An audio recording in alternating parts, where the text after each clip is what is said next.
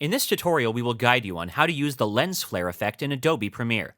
Lens flare is basically the reflection of the light which is scattered by passing through different sources of light. For example, when the camera is diagonally angled against hard light. It is generally produced by shooting against the sun or high-voltage halogen bulbs. With that said, you can also digitally create a lens flare effect in your clip using Adobe Premiere. For the purpose of this tutorial, we will be using this clip over here. Notice that in this particular shot, the sun is setting, but the effect is not created.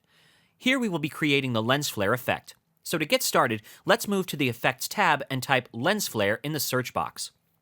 From the search results, simply drag and drop that effect to the video layer. Notice now that the clip is showing a static lens flare effect. To configure it, move to the Effect Control panel and click on the lens flare option. Now you can drag the effect on the screen and place it on the actual source of light. Over here, we will place it on the sun towards the top left side of the screen. The flare brightness option over here lets you configure how much light is to be produced.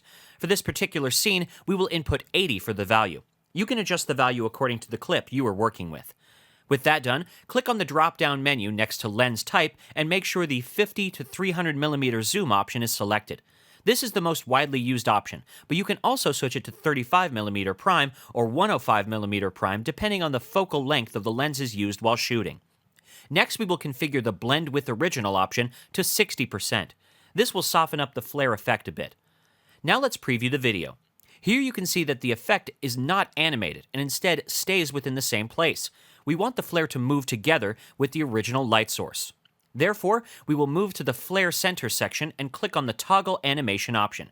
Here we will animate the effect only on the Y-axis, since the sun is setting.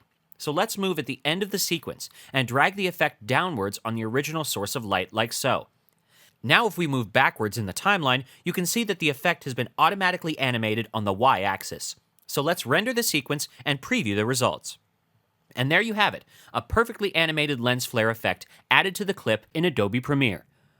Thanks for watching. This was a HowTech.tv tutorial.